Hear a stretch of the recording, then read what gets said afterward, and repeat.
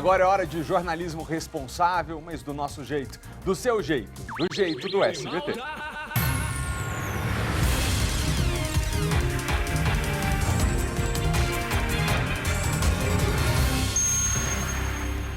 Véspera de 7 de setembro, com todo o efetivo da Polícia Militar nas ruas do Distrito Federal. A maior parte dos militares se concentrará na região da Esplanada, onde são esperados os protestos. As duas vias já estão interditadas para carros. Amanhã, os manifestantes passarão por revistas antes de acessar a área. Em instantes, a gente fala ao vivo com o coronel da Polícia Militar para atualizar essa situação. Em Lusiânia, 6 jovens que estavam no mesmo carro morreram num acidente cercado de mistério. O repórter Paulo Vitor Tatuzinho foi até a região, conversou com o Corpo de Bombeiros e daqui a pouquinho traz as informações pra gente. Aproveite esta segunda-feira mais tranquila para se vacinar. Tem D1 e D2, Kátia Gomes.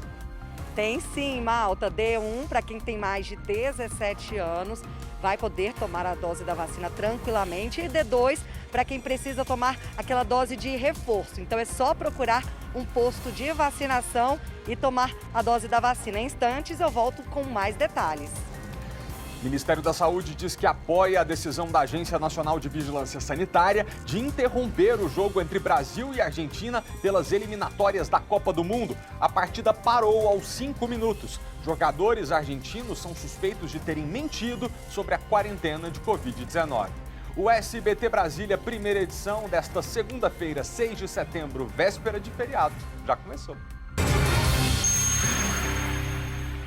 Olha só, pessoal, nos filmes, ter uma madrasta normalmente é sinal de má sorte, né? A imagem que a gente tem das madrastas não é muito boa. Mas será que na vida real essas mulheres merecem mesmo essa má fama? Como é possível construir uma relação saudável com a mulher que não é a sua mãe, mas que, claro, faz parte da sua família? A repórter Vanessa Vitória conta a história de uma madrasta e enteada que construíram uma relação incrível. É uma reportagem emocionante. Vamos ver. Madrasta.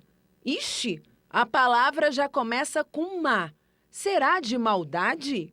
Madrasta vem do latim mater, né, que significa mãe em latim. No dicionário, a definição é aquela que é casada ou mantém um relacionamento amoroso com o pai de alguém, mas não é a mãe biológica dessa pessoa. Já no imaginário de muita gente vem aquela figura de filmes de princesa que parece uma bruxa. Quem não se lembra da Branca de Neve? Pobrezinha sofrendo nas mãos da madrasta.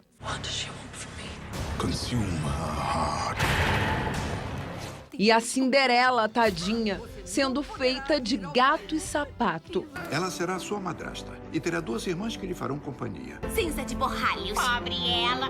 Cinderela! Se depender da Fiamma, seus conceitos sobre lendas de princesas já podem mudar. Ela tem ama no nome e é o amor da enteada. É muito legal os momentos que a gente tem com ela, os conselhos que ela dá, o carinho que ela dá pra gente.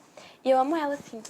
As figuras de madrastas muitas vezes foram criadas aí em muitas lendas, muitos filmes como a figura de uma pessoa má. Mas na realidade a gente vê uma questão bastante diferente. Até mesmo porque mães também possuem um certo desequilíbrio, possuem mães narcisistas no mundo ou mães muitas vezes egoístas que pensam só nelas. A confiança entre a Fiamma e a Maria Clara foi conquistada e estabelecida com a participação de todos. Do pai que soube conduzir, conversar com elas, fazer essa transição e tirar ela do quarto de pouquinho. Mérito da mãe delas, que também trouxe essa tranquilidade para elas, porque as crianças elas sofrem muito com essa questão da lealdade familiar. Então, elas têm medo, assim, por exemplo, se a mãe não está bem, se a mãe não aceita o novo relacionamento do pai. Então, a criança, ela sente como se ela estivesse traindo a mãe se ela se envolver de forma afetiva com a madrasta. Então, como a mãe incentiva, o relacionamento é muito mais fácil de fluir se a mãe dá esse suporte. Mesmo tendo filhos envolvidos, é uma nova forma de viver. É uma reedição de uma história de vida, agora com novas pessoas, com um novo núcleo e uma busca dessa família ficar também unida. Mas será que existe algum segredo para ser boadrasta? Ninguém nasce e cresce e um dia fala assim, meu sonho é ser madrasta, né? Ninguém tem esse sonho. Então, ser madrasta muitas vezes implica em frustração de alguns ideais que a mulher tinha, que é como, poxa, eu queria que meu esposo, ser a primeira mulher do meu esposo, eu queria ser a primeira a ter dado um filho para o meu esposo. Então a madrasta tem que lidar com as frustrações dos ideais dela. Te amo muito, Fifi. Também. Elas são as filhas que eu queria ter. Eu sempre falei que eu queria ter uma menina e ganhei 2. Gente, que emocionante. Eu queria mandar um abraço muito carinhoso para a Eliama, para a Ana Luísa e para a mãe da Ana Luísa, a mãe biológica, que também coopera para que essa relação saudável aconteça. Casamentos terminam, eventualmente o homem encontra outra mulher, a mulher encontra outro homem e tem filhos envolvidos ali. O mais importante é a gente entender que nada pode colocar em risco a saúde mental da criança, da menina, do menino que está crescendo nessa nova configuração familiar. E ver uma história dessa da Eliama e da Ana Luísa enche a gente de esperança, né? Estamos melhorando, avançando, muito bom. Beijo para vocês. Muito bem, que a conta de energia elétrica subiu e está cada vez mais cara, isso aqui a gente cansa de falar. Mas você que está andando pela rua, você tem reparado mais alguma coisa para deixar essa conta mais salgada? Tem um monte de poste de luz que tem sido deixado ligado em plena luz do dia. Vamos ver. Domingo, 3 da tarde, Ceilândia. Você que vê essa reportagem agora, vê sentido em tantas lâmpadas ligadas numa área assim? Eu fico indignada, essa é a palavra correta, né? Com essa situação que está acontecendo. Usar algo que não precisa durante o dia, já que nós consumidores temos que cortar o nosso consumo dentro de casa. Por que a iluminação pública não pode ser cortada também? E ser só usada somente à noite. Tá errado, né? Que está tendo economia de energia. Todos têm que economizar e ficar ligado, aí vai sobrar para quem? O consumidor pagar, né? Com a conta de luz do cidadão cada vez mais cara, com propaganda do governo federal em favor do uso racional da energia e especialistas prevendo até mesmo risco de racionamento daqui a alguns meses, o DF segue dando um péssimo exemplo, desperdiçando o que para muita gente hoje representa um gasto e tanto no fim do mês. No plano piloto, 1, 2, 3 postes na W3 Sul desse jeito às 3 da tarde. Um gasto que dá dó no bolso de quem paga toda essa conta. Iluminação pública não é a gente que paga? Então a gente paga uma coisa que fica acesa de dia, né? E às vezes tem canto que de noite está no escuro. Em frente a esse shopping, o poste iluminava sabe-se lá o quê com tanta luz do sol. No setor de rádio e TV Sul, mais desperdício numa rua quase vazia em plena tarde de domingo. E a luz só aumentando, às vezes a pessoa deixa de comprar até um alimento com o filho, né? Esse poste aí ficou fora da conta, ainda bem. O técnico foi lá para ver se dava para arrumar. Todo mundo puder economizar, ajudar, né? Até as áreas públicas também, vai contribuir com todo mundo. É uma ajuda no bolso, né? Ajuda no bolso. Estação do metrô Arniqueiras, em Águas Claras. 11h30 da manhã. Um clarão daqueles e um monte de lâmpadas de altíssimo consumo assim, ligadas. Para iluminar o quê? Fica difícil adivinhar, já que só a intensidade da luz do sol que entra na estação pelo teto, por exemplo, ilumina um bocado de áreas de uso comum. É algo completamente absurdo, porque desnecessário com toda essa luz solar, luz do dia. Para quê? O porquê, né? Na verdade. Imagens que não combinam com um exemplo que deveria começar pelo próprio poder público, aquele mesmo que puxa a orelha de quem gasta energia demais em casa. Somado a todo esse desperdício no DF está um novo reajuste na conta de luz, aquele que entrou em vigor no dia 1º. Foi criada a bandeira tarifária de escassez hídrica no valor de R$ 14,20 a cada 100 kWh, um aumento de 7%. A justificativa do governo federal é de que foi preciso acionar as usinas térmicas que produzem energia mais cara para importar o recurso que vem da Argentina e do Uruguai. Muito alto mesmo, está difícil. A gente já está economizando o que a gente pode economizar. Deixando tudo desligado, até micro-ondas desligado, televisão só liga na hora. Então é difícil. Tem que resolver isso aí, tem que apagar isso aqui, não pode ficar aceso. Pagando as luzes, tudo dentro de casa e vendo luz acesa na rua sem necessidade, né? Em nota, a Neo Energia, que é responsável pela SEB, disse que vem trabalhando para reduzir o consumo de energia do Parque de Iluminação Pública do Distrito Federal e faz isso substituindo as luminárias convencionais por LED, que consome 40% menos. Disse também que as luminárias acesas durante o dia podem ser as equipes de manutenção da SEB trabalhando no local ou algum defeito de componente. Se você vir algum poste aceso durante o dia, pode ligar no número da Neo Energia, que é a central 155, está aqui na tela para você. Nosso jornal faz um rápido intervalo, mas antes disso a gente vê juntos a previsão do tempo para essa segunda-feira. Vamos ver, o dia segue com céu claro e nuvens no céu, névoa seca, típico de setembro, né? Uma secura, minha gente. Temperatura nesse momento 25 graus e a umidade relativa do ar está em 34%. Olha como a grama está seca ali na região central de Brasília. Bom, nosso jornal volta em instantes, fica aí, a gente volta já. Estamos de volta agora 11h57 ao vivo e a gente continua a edição de hoje com os preparativos para o 7 de setembro. Você já deve ter percebido as primeiras movimentações para os protestos de amanhã com a chegada de gente de todo o Brasil que está aqui na cidade. Tem ambulante na estrada, enfim, a esplanada já está fechada, tem todo um esquema de segurança montado por lá. E o repórter André Anelli passou a manhã de hoje acompanhando o assunto e tem os detalhes para a gente. André, boa tarde para você. Oi, Malta, muito boa tarde para você, boa tarde a todos que acompanham o SBT Brasília. Já está tudo interditado aqui na região da Esplanada dos Ministérios, Praça dos Três Poderes, onde amanhã, feriado de 7 de setembro da Independência, se concentram os apoiadores do presidente Jair Bolsonaro justamente para manifestar apoio ao governo dele. Nas imagens do Cláudio Rubens, você vai ver aqui, Malta, você que está assistindo ao SBT Brasília, uma concentração de apoiadores em frente ao Palácio do Planalto. O presidente não se encontra no palácio nesse momento, ele foi até o Palácio da Alvorada. Há a previsão de que ele participe de um evento em Goiás ainda hoje e depois retorne para Brasília, onde cumpre a agenda normalmente nessa tarde de segunda-feira. De qualquer forma, os manifestantes já vão se concentrando porque esse é o principal ponto da manifestação de amanhã e que inclusive vai contar com a maior parte de policiais militares destacados para não só protegerem os manifestantes, aqueles que querem se manifestar de forma pacífica, mas também o patrimônio público. Estou aqui com o coronel da Polícia Militar, Edivan Souza, ele que vai nos dizer um pouquinho mais sobre quais orientações esses manifestantes que desejam vir para cá de forma pacífica devem seguir. Coronel, muito boa tarde para o senhor, obrigado por atender a gente. Quais são, então, as principais orientações para os manifestantes?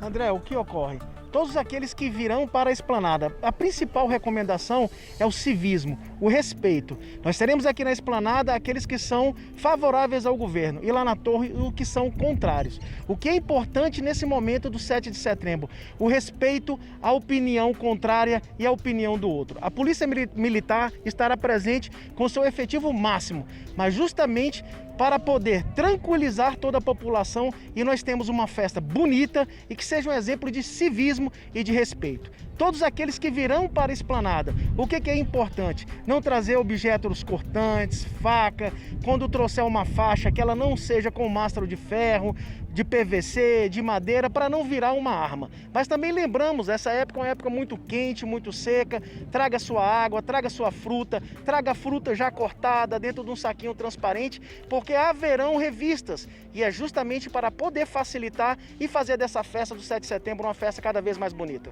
E aquela pessoa que mesmo assim não acabar seguindo orientações da Polícia Militar, e a gente fala isso não só para os apoiadores aqui do presidente Bolsonaro, mas também para os opositores. Aqueles que não seguirem essas orientações, o que pode acontecer com eles, coronel? Assim, todos eles, a gente sabe, Brasília já tem esse costume, a nossa polícia já tá ciente disso tudo, ela tem um grande know-how, nossos policiais são treinados para isso e a gente tem certeza que vai colaborar. Aqueles que infelizmente não colaborarem, a gente vai conversar, a gente vai orientar para que não se tenha nenhum tipo de adversidade, e sim, somente alegria e, como eu falei, exemplo de respeito e civismo com a nossa pátria. A Polícia Militar tem destacado, não é, coronel, que a presença efetiva de vocês aqui não é para intimidar ninguém na manifestação democrática, e sim para proteger aqueles manifestantes que vêm aqui com o intuito de se manifestar de forma pacífica e também para proteger o patrimônio público, é isso? Sem sombra de dúvida, a Polícia Militar estará presente para poder garantir os direitos individuais de cada um,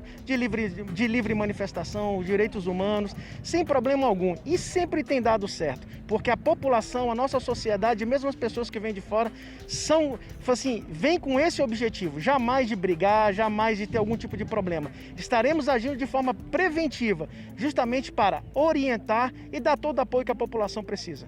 E por enquanto, né, Coronel, a gente vê aqui uma movimentação bastante pacífica dos apoiadores. O Cláudio vai mostrar mais uma vez aqui pra gente. Alguns apoiadores já concentrados em frente ao Palácio do Planalto. Esse deve ser o principal ponto de manifestação amanhã, inclusive com o discurso do presidente Jair Bolsonaro. O presidente Jair Bolsonaro, que participa dessa manifestação favorável a ele amanhã aqui em Brasília, pela manhã, logo após o hasteamento da bandeira no Palácio da Alvorada. Em seguida, o presidente participa de uma manifestação semelhante a essa, só que dessa vez à tarde, lá em São Paulo, na Avenida Paulista. Por enquanto, o clima é de ordem aqui, Malta, você que está assistindo ao SBT Brasília, e a Polícia Militar espera que esse clima seja mantido e trabalha para que esse clima seja mantido também.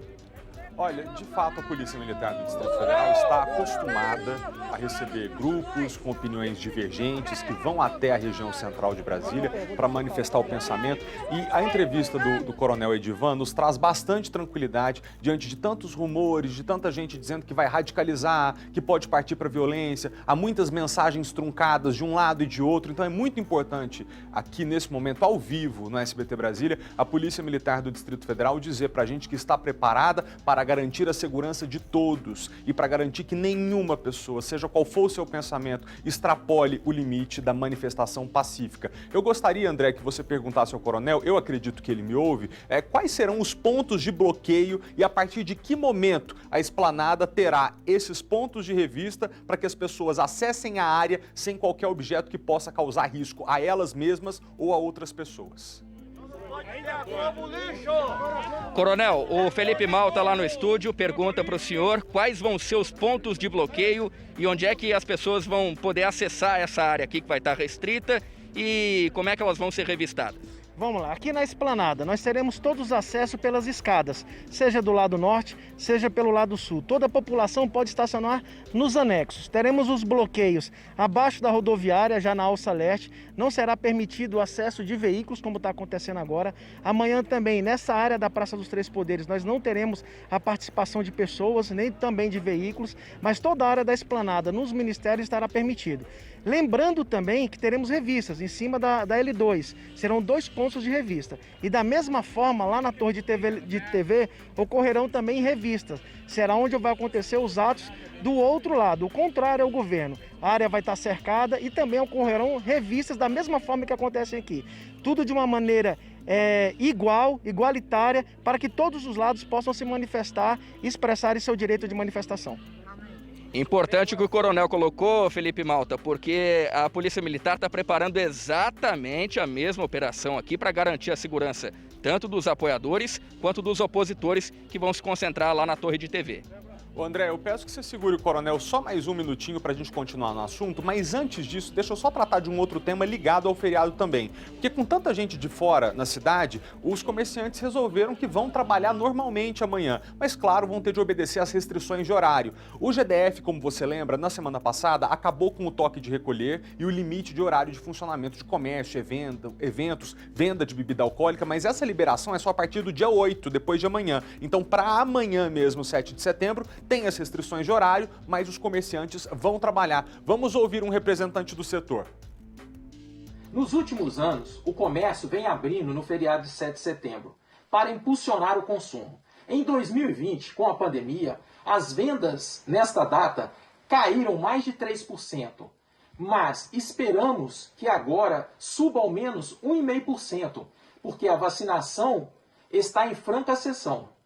A economia está em franca recuperação, depois de um ano em que todas as datas especiais tiveram faturamento negativo. Há mais consumidores nas lojas. Tá certo. Eu queria agradecer a André Anelli pela sua participação, pela excelente condução da entrevista e ao coronel Edivan Souza da Polícia Militar, que prestou essa gentileza de vir aqui ao vivo esclarecer pra gente como vai ser o esquema de segurança amanhã. Obrigado aos dois e a gente continua o jornal aqui do estúdio. Você vai ver que, dirigindo bêbado, um homem invadiu uma pizzaria no Paranoá e atingiu 3 pessoas e uma moto. O motorista de 33 anos foi preso pelo crime de embriaguez ao volante e lesão corporal. 3 pessoas que estavam na área externa da pizzaria ficaram feridas.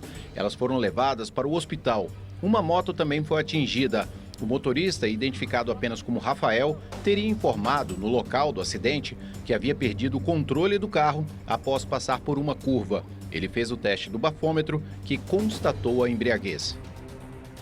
Após a OAB-DF determinar a suspensão do exercício da advocacia de Paulo Ricardo Milhomem, que atropelou a também advogada Tatiana Matsunaga em frente à casa dela no Lago Sul, a Justiça determinou a transferência do advogado para uma cela comum na Papuda para cumprir a prisão preventiva. Mas uma decisão superior devolveu a ele o benefício da cela especial. Paulo Ricardo está preso desde o dia 25 de agosto, quando depois de discutir no trânsito com a Tatiana e segui-la até a casa dela, terminou por atropelar a mulher quando tentava deixar esse local. Paulo Ricardo se apresentou à delegacia após o atropelamento e, em sua defesa, disse que tentou fugir do local quando se sentiu acuado. Ele foi preso em flagrante por tentativa de homicídio e continua em prisão preventiva. Mas, voltando aqui à questão da cela, a Justiça, em segunda instância, entendeu que o fato de ter tido a advocacia suspensa não lhe retirava o direito de ficar detido na sala de Estado Maior, que é destinada a advogados. A Tatiana tem 40 anos de idade, passou por cirurgias e continua internada em estado de saúde delicado.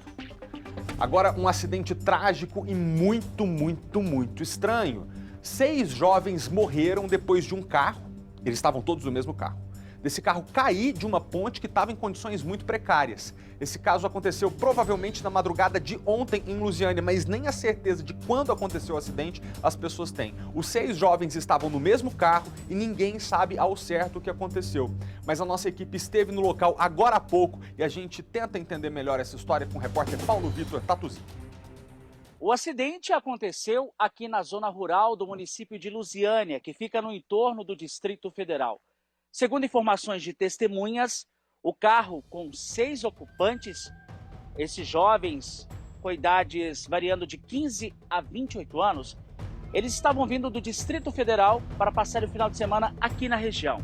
Quando eles passaram por essa estrada de terra e ao chegarem aqui nessa ponte, segundo informações, o motorista acabou perdendo o controle da direção. E veja só, a estrutura da ponte é uma ponte de madeira, velha, precária, inclusive, com as madeiras praticamente todas soltas, principalmente aqui, aonde o veículo caiu dentro do rio, desse ribeirão.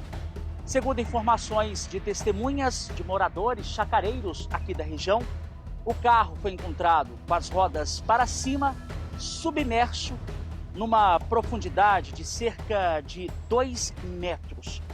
Aqui, até para gravar essa matéria, a gente encontra muita dificuldade, porque a ponte está com a estrutura toda desgastada, veja só, um risco e tanto, até colocando em risco a nossa equipe aqui no momento dessa gravação. A testemunha que passou aqui no local chegou a dizer para os bombeiros, provavelmente que o acidente aconteceu na madrugada de sábado para domingo, mas o chamado, o acionamento da equipe do Corpo de Bombeiros da Polícia Rural foi por volta de umas 8 horas da manhã deste domingo. Assim que os bombeiros chegaram no local, eles fizeram um mergulho, principalmente para ver aonde estavam as vítimas. Foi aí que percebeu-se, os bombeiros, de que dentro do carro estavam 6 jovens, todos presos ali dentro do veículo. Uma equipe de mergulhadores fez um trabalho, inclusive utilizando aquele equipamento de desencarceragem para retirar as vítimas que ficaram essas vítimas presas às ferragens. Esses jovens foram retirados, os corpos levados para o Instituto Médico Legal. O carro ainda se encontra aqui no local, veja só. Os bombeiros conseguiram virar o veículo, que não está mais com as rodas para cima, mas ainda se encontra aqui aguardando ser retirado e levado também para uma perícia, para identificar de fato o que aconteceu nesse acidente, nessa tragédia que acabou tirando a vida de 6 jovens, com idades entre 15 e 28 anos. Tudo isso aqui na zona rural do município de Lusiânia, aqui nessa ponte, uma ponte com estrutura toda precária, nesse córrego aqui da cidade. Meu Deus, que tragédia, 6 famílias que choram muito nessa segunda-feira, né? O repórter Tatuzinho continua ao vivo e agora está com a gente no Corpo de Bombeiros de Lusiânia, que foi quem atendeu essa ocorrência. Boa tarde, Tatu. Que acidente mais esquisito, hein? Oi, Malta, boa tarde para você, meu amigo, a todos assistindo ao nosso SBT Brasília, no DF e também aqui no entorno. Nós que estamos aqui em Lusiânia, na sede do 5º BBM, aqui da cidade, onde os militares, ontem, domingo, por volta das 8 horas, foram acionados, porque testemunhas viram o momento que esse carro estava ali submerso nesse Ribeirão Taipas, com as rodas para cima e dentro dele esses 6 jovens, com a idade de 15 a 28 anos. Para nós entendermos melhor, Malta, o que aconteceu de fato, como é que foi o chamado do bombeiro, o atendimento a essa ocorrência, ao meu lado está o subcomandante aqui do Corpo de Bombeiros de Lusiânia, o capitão Fábio Leite. Capitão, primeiramente, boa tarde, seja bem-vindo ao SBT Brasília, obrigado por atender a gente. Quando vocês receberam esse chamado, qual que era a primeira informação por parte dessas testemunhas, moradores que passavam por ali? Boa tarde, professor. Boa tarde a todos. Então, por volta de 8 horas da manhã, um solicitante veio até o batalhão, falando que havia um carro submerso e virado dentro desse Ribeirão Taipas, De imediato, nossas equipes foram acionadas para ir até o local para verificar. Agora, quando vocês chegaram, o veículo estava realmente com as rodas, estava submerso com as rodas para cima, do jeito que foi tirada a primeira foto? Isso mesmo, estava daquela posição, ele só não estava totalmente submerso, mas estava virado com as rodas para cima e parcialmente submerso, Agora, capitão, a gente esteve lá no local hoje pela manhã, gravando a matéria, inclusive conversando com alguns fazendeiros. O Ribeirão Taipas, ele está com a água muito turva e nessa parte onde o veículo caiu, que esses jovens, ficaram submersos ali, é profundidade grande ali, Sim, o leito do Ribeirão lá, ele aproximadamente dá uns 5 metros de profundidade. E o carro ele não submergiu mais porque ele ficou parado num tronco de uma árvore que tem lá naquele local. Agora, quando vocês chegaram para atender a ocorrência, como é que vocês analisaram a área ali com mergulhadores? Como é que foi para descobrir que tinham as vítimas dentro desse veículo? Isso, de imediato foi designado um mergulhador para fazer a varredura do local, o qual constatou que a presença de vítimas e a impossibilidade de retirar naquela posição. Então foram usadas técnicas para retirar o veículo para a margem e a partir de então continuou o trabalho de retirada das vítimas. Agora, além na retirada das vítimas, o veículo ficou praticamente retorcido na hora que caiu, Por mais que foi no leito de um rio, vocês utilizaram aquele equipamento, o desencarcerador, Sim, o veículo ficou um pouco retorcido e por isso foi necessário usar as ferramentas de desencarceramento para termos acesso às vítimas. Agora, capitão, pela informação que nós temos, jovens são todos do Distrito Federal. Eles, assim como fazem, é tradição na região, a gente sabe que Brasília não tem praia, Goiás aqui muito menos, eles vão para a beira de lagos, rios, cachoeiras, procurarem diversão, principalmente agora, véspera, feriadão, que é amanhã. Esses jovens estavam indo para a região ali de Corumbá, que é uma região conhecida pela represa e por ter várias chácaras de lazer, Isso, lá é uma região procurada muito para isso, porque tem essas chácaras de lazer às margens do Corumbá 3 e possivelmente eles estavam indo lá para esse motivo de diversão mesmo, E aí a gente recomenda que sejam redobrados os cuidados em véspera de feriado, vai pegar a estrada, que faça suas manutenções preventivas no veículo, conheçam o trajeto, mantenham a condução do veículo na velocidade compatível com a via, esteja atento a esses possíveis perigos da estrada, Eu sei que agora, capitão, cabe, lógico, a perícia apontar realmente a causa do que aconteceu de fato, o acidente, mas na hora que vocês encontraram, as vítimas foram retiradas de dentro do veículo, tinha alguma coisa que ligasse a bebida, alguma coisa ligada possivelmente a entorpecente, alguma coisa nesse sentido? Vocês encontraram isso? Não, existiam vestígios de bebida lá, mas não consumida, Então possivelmente eles estavam indo para consumir no local, mas a gente não pode precisar isso porque não teve acesso aos laudos. Agora, capitão, o senhor estava falando para mim, na hora que aconteceu o acidente, é uma descida, inclusive antes de chegar na ponte, tem uma curva. Ali, geralmente essas pontes, geralmente tem tipo uma espécie de guarda-rei, que é aquela área de proteção que protege, por exemplo, antes de chegar na ponte. Esse lá, no caso, tinha, não tinha? Então, ao que tudo indica, existia lá um anteparo, mas devido ao impacto, esse anteparo não resistiu e acabou cedendo, Tanto que no outro lado da ponte ainda existe esse anteparo, um anteparo de concreto que possivelmente ele fazia às vezes de um guarda-reio. Pela experiência do senhor no Corpo de Bombeiros aqui de Lusiânia, há tempos não atendia uma ocorrência com uma tragédia envolvendo 6 jovens, com a vida pela frente, como aconteceu ontem? Isso, há tempos. Graças a Deus não é um tipo de ocorrência corriqueira, E a gente fica assim até consternado porque é uma ocorrência é uma tragédia, 6 pessoas no mesmo acidente é complicado. Capitão, para que não possa acontecer o que aconteceu com esses jovens de Brasília, 15 a 28 anos, qual que é a dica principal do Corpo de Bombeiros? Principalmente amanhã, feriado, 7 de setembro, para as pessoas que vão ali para aquela região, principalmente que vão passar até mesmo por aquela ponte. Porque a ponte está com a estrutura toda precária, a gente sabe que isso cabe ao poder público. Qual que é a dica do bombeiro para frear realmente? Lógico, a empolgação do feriado é grande, mas tem que ter esse cuidado principal, principalmente com a vida, né? Com certeza. Quem for dirigir, não aconselhamos a não fazer uso de bebida alcoólica antes. Então, esteja lúcido, esteja sem o consumo de bebidas alcoólicas e faça o seu trajeto com segurança e cuidado. Tá aí, malta. Dicas aí importantes e informações precisas por parte do Capitão Fábio Leite, subcomandante do Corpo de Bombeiros aqui de Lusiânia, trazendo essas informações dessa tragédia que acabou tirando a vida de 6 jovens nessa véspera de feriado. Malta. São umas dicas do oficial do Corpo de Bombeiros, Tatu, a pessoa andar com mais calma mesmo. A estrada de terra, eu conheço bastante, que eu dirijo muito, vou para fazenda, é perigoso. E quando você entra numa ponte dessa, num mata-burro, qualquer coisa, você precisa reduzir bastante a velocidade, porque primeiro, as pontes evidentemente não garantem a mesma segurança do que essas que a gente tem dentro da cidade. Outra, você está num lugar muito distante, é muito difícil alguém chegar a tempo de te ajudar. Então reduz a velocidade, é feriado, você vai chegar na cachoeira, pode ser 20, 25, 30 minutos depois, mas garanta a sua vida primeiro. Tatu, continua com a gente ao vivo, porque antes de você trazer mais informações, a gente conseguiu falar com um familiar do Emerson, uma das vítimas desse acidente. Vamos ouvi-lo. A gente decidiu ir de última hora pro Corumbá. Passando na distribuidora, a gente decidiu que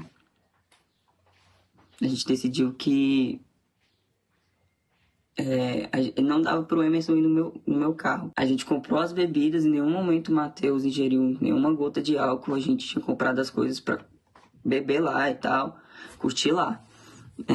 Eu também não tinha bebido nada, enfim. A gente seguiu em comboio pelo Lunabel. Quando chegamos ali na frente do posto policial, o Matheus decidiu ultrapassar a gente e ir na frente. Ele sabe o caminho, já foi lá várias vezes. No que ele foi na frente, né, a gente continuou indo devagarzinho e pá. Quando a gente chegou lá no rancho, já era para eles estar lá, né? Na lógica já era para eles ter chegado. Eles foram na frente e eles não estavam. Quando a gente chegou lá, o moleque era como irmão para mim, não merecia ter morrido, não. Nenhum dos dois. Principalmente o Matheus. Matheus, tem nem palavras para falar daquele moleque. Como irmão pra mim, não merecia ter morrido, não. Nenhum dos dois. Principalmente o Matheus. Matheus, tem nem palavras pra falar daquele moleque. Oh, meu Deus, pelo depoimento aí do Kainan, a gente pode perceber, né, Tatuzinho, que as famílias estão mesmo despedaçadas. 2 desses jovens que morreram são de Santa Maria. E você tem, Tatu, informações sobre o velório deles? Tem sim, viu, malta? Só para confirmar aqui, são 6 jovens, né, que perderam a vida e como o próprio capitão disse aqui, foram encontrados aí bebida, mas que eles tinham comprado para levar para passarem esse feriado, né? Todo esse feriado prolongado ali na região do Corumbá 3. Só para reforçar aqui as vítimas, como adiantou aí, né, essa pessoa ligada à família, o Matheus Saraiva, 23 anos, era o motorista. Tinha o Rodrigo Soares Gomes, Luiz Carlos Rodrigues dos Santos, 22 anos. O Emerson Madureira de Brito, 17 anos apenas. O Wesley Rodrigues Batista, de 28 anos. E o Eric Bruno Carvalho de Lucena, 16 anos. Agora, com relação às últimas informações, a questão de cerimônia de velório, enterro, a gente tem a informação apurada pela nossa produção do Matheus de Souza Saraiva, que é o motorista, que era o motorista do veículo. O velório deve acontecer na Capela 1 do cemitério do Gama, inicia provavelmente às 14 horas e o sepultamento deve acontecer às 4h30. Agora, com relação, malta, ao Emerson Madureira de Brito, o velório deve acontecer na Capela 3, também do cemitério do Gama, Campo da Esperança do Gama, agora 1h da tarde. E a cerimônia, né, o sepultamento, deve acontecer às 15h30. Então, portanto, são essas informações dessa tragédia nesse feriado que com certeza deixa essa família enlutada, essas famílias enlutadas nesse 7 de setembro. Malta. Obrigado, Tatu, pelas informações e as famílias das vítimas. Nossa sincera solidariedade. A gente espera que vocês tenham serenidade para viver esse momento muito difícil. Um abraço para vocês. O Ministério Público do Distrito Federal abriu um inquérito público para investigar supostas irregularidades na vacinação de um policial civil contra a Covid-19. Acontece que, mesmo afastado, esse agente da polícia teria usado do cargo para receber o imunizante. Um delegado também é alvo da investigação. A abertura do inquérito contra o agente de polícia Iovanei Passos Macedo foi publicada no Diário Oficial da União. 3 promotores de justiça assinam a portaria. No documento, o Ministério Público do DF afirma que há indícios de que o agente, apesar de afastado de suas funções, teria se beneficiado indevidamente do recebimento de gratificação de função de confiança, assim como da vacinação contra a Covid-19. O Ministério Público solicitou que a Secretaria do Núcleo de Investigação e Controle Externo da Atividade Policial obtenha, junto à Policlínica da Polícia Civil, o documento que determinou o afastamento administrativo ocupacional por prazo indeterminado do agente Macedo. No mesmo procedimento de investigação, foi incluído o delegado Francisco Antônio da Silva, que teria dado causa ao recebimento indevido da gratificação de confiança e à vacinação indevida do agente Macedo. De acordo com o Ministério Público, há a suspeita de que o delegado teria mantido o agente no cargo em comissão, mesmo durante o afastamento do policial. A vacinação de servidores das Forças de Segurança do DF começou no fim de março. Num primeiro momento, estavam sendo destinadas apenas as doses que sobravam no fim do dia, a chamada xepa. Porém, o critério seguido era o de que só podiam tomar o imunizante os servidores que estavam atuando na linha de frente de combate à pandemia. A campanha específica para o pessoal das Forças de Segurança começou no início de abril. Ainda sobre vacinação, muita gente está viajando, muita gente, menos a gente, que está de folga curtindo o feriado aqui com você trabalhando. Mas para você que está em casa mais tranquilo, hoje pode ser uma boa oportunidade para você se vacinar, né?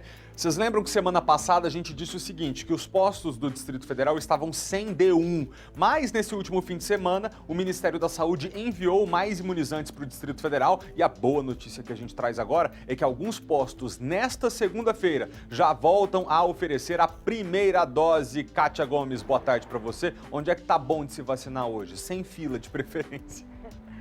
Oi, Malta. Boa tarde para você, boa tarde para todo mundo.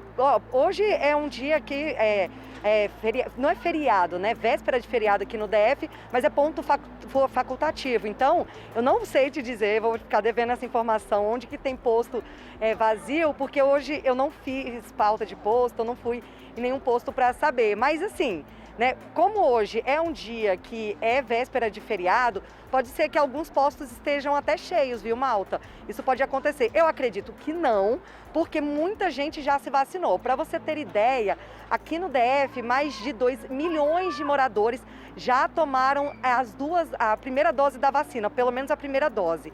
E as 2 doses foram mais de 800 mil pessoas, ou seja, né, já são quase aí 80% do público-alvo vacinado.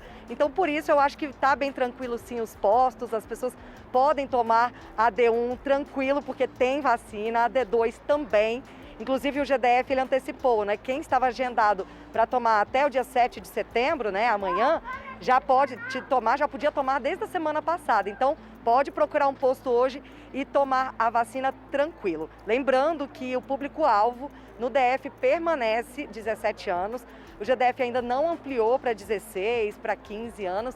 Então, quem tem mais de 17 anos que ainda não tomou a vacina, pode se vacinar. Malta. Pois é, não, e falando nesse negócio de fila, semana passada eu levei a minha mãe para se vacinar, para tomar a D2. E a gente chegou, era 6 horas da tarde ali na Praça dos Cristais e saímos mais ou menos umas 8 da noite. 2 horas de espera. Pô, não é muita coisa, né, gente? A gente consegue se organizar, ficar ali 2 ou 3 horas, se for necessário, para tomar a vacina, porque garantir a saúde é mais importante.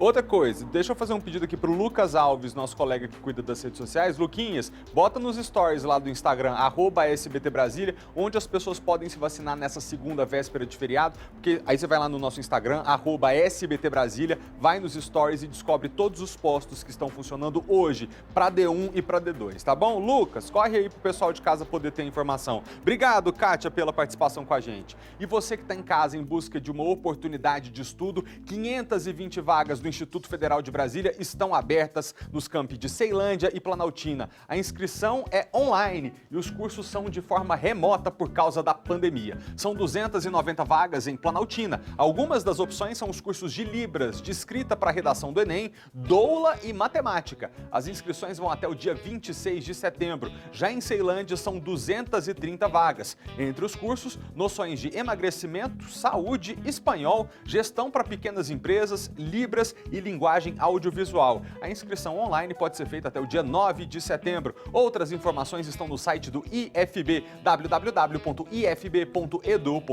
Aproveite. Teve casal aceitando a troca de alianças e dizendo um belíssimo sim um para o outro no Museu da República nesse último fim de semana. 35 casais disseram sim em uma cerimônia realizada no Museu da República na tarde desse domingo. Como em todo casamento, o atraso é até perdoável, né? Marcada para 5 horas, a cerimônia começou 20 minutinhos depois. Esta é a segunda edição do ano de casamentos comunitários realizados no DF. Por conta da pandemia, cada casal teve direito a 4 convidados. E foi na presença de amigos e familiares que os noivos oficializaram a união. Momento de muita emoção para Iesca Andres e Alessandre França. Ela é a primeira mulher trans a participar do casamento comunitário no DF. Para ela, um momento para expressar a liberdade. Representa visibilidade também, representa direitos, dignidade e representa muito amor, muito afeto, sabe? Que é o que compõe nosso casal, nosso contexto de relação. O casal espera que a união deles abra espaço para que outros casais trans participem da cerimônia. Fabiana e Renato estão juntos há 10 anos, mas só conseguiram casar agora.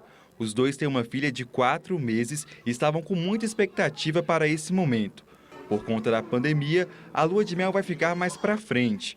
O destino, Goiânia. Que dê tudo, assim, continue, né, tudo dando certo, que dê mais certo ainda e que a gente possa, assim, criar a nossa filha tranquila. O evento contou com a participação de autoridades como a primeira-dama Michele Bolsonaro, o vice-governador do DF, Paco Brito, e a secretária de Justiça e Cidadania, Marcela Passamani. Durante a cerimônia, foram sorteados pacotes com viagem para Caldas Novas, incluindo a alimentação. Que legal, lua de mel garantida. O Ministério da Saúde, meus amigos, apoiou a decisão da Agência Nacional de Vigilância Sanitária, a Anvisa, ao interromper a partida entre Brasil e Argentina, válida pelas eliminatórias da Copa do Mundo do Catar. Vanessa Ferreira, que loucura foi essa? Malta, foi uma loucura mesmo, foi uma situação bem inusitada, né? Para quem não acompanhou, eu vou explicar o que aconteceu. Ontem à tarde, quando aconteceu essa partida entre Brasil e Argentina em São Paulo, agentes da Polícia Federal e fiscais da Anvisa entraram em campo, literalmente, e interromperam a partida, porque 4 jogadores da Argentina descumpriram a quarentena obrigatória ao entrar no Brasil. Isso porque, Malta, desde 23 de junho está em vigência no país uma portaria que determina que pessoas de alguns países devem cumprir esse período de isolamento para evitar a disseminação da variante Delta, de Covid-19. E aí, esses 4 jogadores que fazem parte de times ingleses, e o Reino Unido está nessa determinação aí dessa portaria, eles entraram e participaram desse jogo sem cumprir essa quarentena. Eles, inclusive, tiveram compromissos aí nos times ingleses entre 28 e 29 de agosto. Chegaram ao Brasil na sexta-feira pela manhã. Só aí a gente, já fazendo uma conta, já percebe que não teria nem tempo hábil para cumprir essa quarentena. Aí, sexta-feira, teve uma reunião entre a Anvisa, entre as comissões aí dos times. E na sexta-feira à noite, a Anvisa identificou uma possível fraude num documento enviado pela seleção argentina. Daí no sábado aconteceram outras reuniões, eles, segundo a Anvisa, alertaram ao time argentino, esses jogadores, Eles fizeram um treino durante a noite e no domingo entraram em campo. Daí a Anvisa eles entraram em campo e suspenderam a partida, malta. Isso aos 5 minutos do primeiro tempo, já com a bola rolando. Depois dessa interrupção aí da partida, os jogadores e a delegação argentina foram até a Polícia Federal, prestaram depoimentos e por volta de 9 da noite deixaram o Brasil. Partida interrompida. Meu Deus do céu. Vanessa, quais que foram as reações após essa intervenção da Anvisa? Olha, malta, ontem à noite ainda o Ministério da Saúde expressou total apoio aí a essa ação da Anvisa e disse que reconhece a ação do órgão que é responsável pela vigilância sanitária do nosso país, né? A Confederação Brasileira de Futebol, a CBF, informou em nota que lamenta toda essa situação e disse que foi pega de surpresa pela Anvisa. E agora, o que vai ser dessa partida, a gente ainda não sabe. Estamos esperando aí uma decisão da Conmebol e da FIFA, que juntas vão determinar o que vai acontecer. Pode ser que o jogo seja retomado de onde parou, dos 5 minutos aí do primeiro tempo, ou se for identificado, que realmente a Argentina falhou, fraudou esses documentos, a partida ganha para o Brasil. Se for identificado que o Brasil falhou ao receber esses jogadores, a partida ganha para a Argentina. Malta, agora a gente tem que aguardar. Tá bom, obrigado. Vanessa Ferreira falou com a gente ao vivo do estúdio do sbtnews.com.br, a sua fonte segura de informação que completou 1 ano com audiência ampliada e uma nova grade de programação. A partir de agora, você encontra os jornais da nossa emissora, o SBT Brasil, e as edições do Primeiro Impacto lá no portal. Nesse primeiro ano, o SBT News mostrou credibilidade e imparcialidade nas reportagens, revelando os bastidores da política e da economia no Brasil e no mundo. Foram 23 milhões de acessos, superando a marca de 1 milhão de usuários únicos por mês. Olhares atentos aos principais acontecimentos. O esforço é para que os grandes fatos estejam assim, a um palmo do leitor.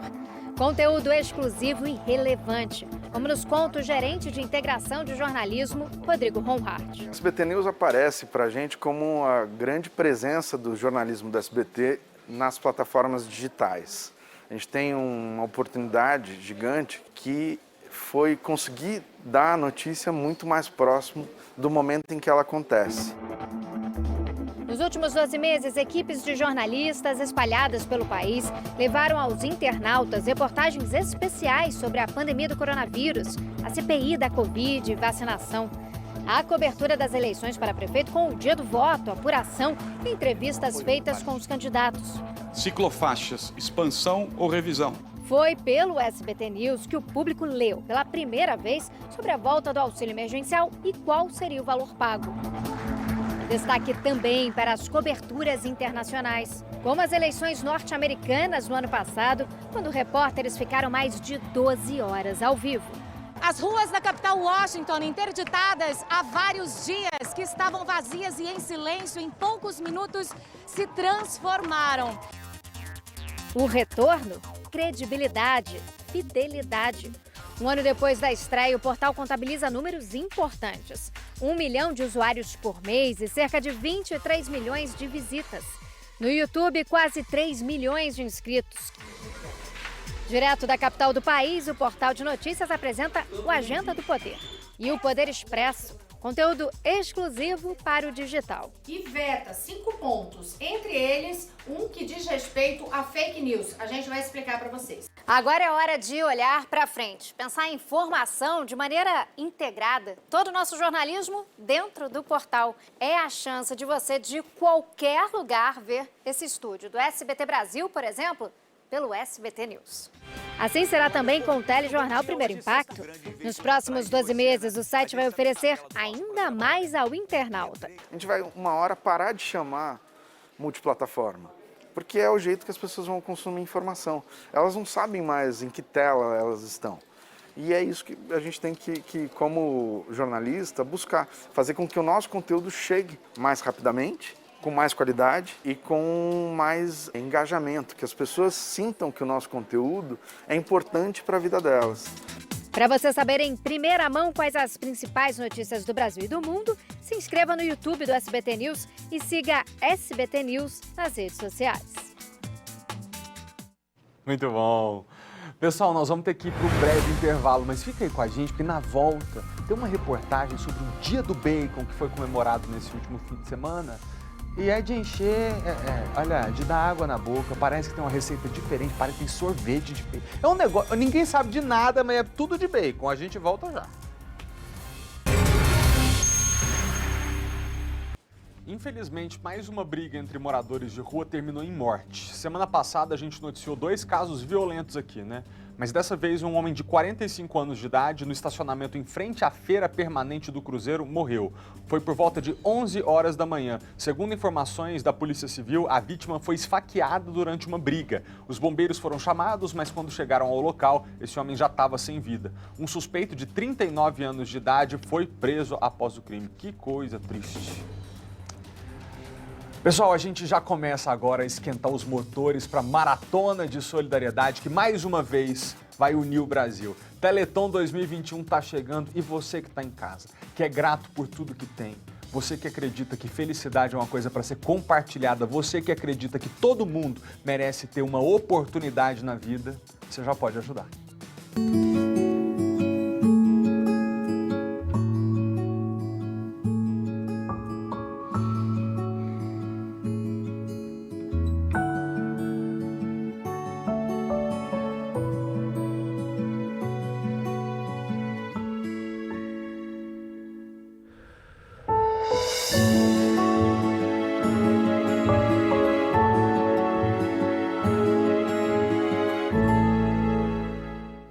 Vai ser lindo. E eu ouvi dizer que eu vou pro Teleton, hein? Representar Brasília, vai ser muito legal.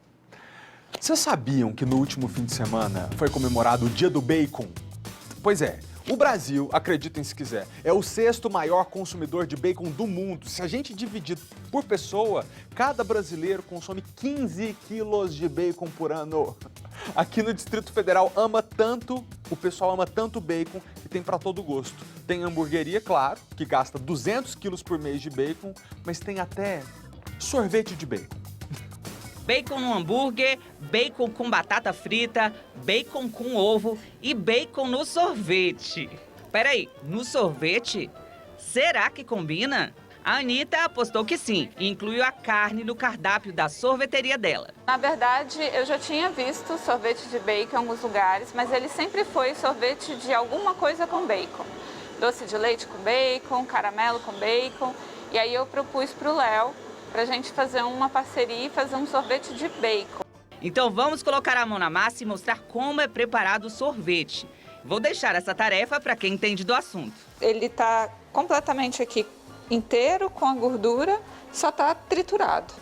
E aqui vai ser a calda base do sorvete, onde ela está com os estabilizantes para virar sorvete. Ele vai bater e depois vai para a máquina sorveteira. Bom, então eu coloco um pouquinho de rum só para dar um sabor assim, um diferencial, que a bebida alcoólica ela vai realçar um pouco o sabor do bacon. Então só um chorinho de rum e pronto. Sorvete finalizado é só colocar pedaços de rapadura e pronto. O resultado é incrível. O Leonardo tem um papel importantíssimo nesse processo. É ele quem fornece o bacon utilizado na produção do sorvete. Não é que o bacon é uma carne gordurosa. O bacon legítimo, ele é extraído da panceta, da barriga do porco. E ele apresenta características próprias de camadas de carne e camadas de gordura. Nós que trabalhamos com produto artesanal, a gente tenta ser o mais fiel possível, tá? Às práticas e ao uso dos ingredientes corretos na produção desse bacon. E isso faz toda a diferença, que dá uma característica de sabor muito próprio. Nessa hamburgueria são usados 200 quilos de bacon por mês para agradar o paladar dos clientes viciados no ingrediente. que a gordura do bacon a gente usa inclusive para fazer algumas outras coisas. Desde o funcionário que às vezes a gente quer fazer uma refeição e libera para eles fazerem um arroz com aquela gordura do bacon, ou seja um bolinho, enfim, agrega muito. Ele é um produto muito completo, ele tem muita coisa, assim, muitas facetas que dá pra gente explorar. E passa batido o fato de que um homem vestido de bacon na cozinha do restaurante, muito bom. Você que tá em casa, obrigado pela companhia e pela audiência. Amanhã, feriado de 7 de setembro, a gente volta a se ver 15 para meio-dia aqui no SBT Brasília, primeira edição. Tchau!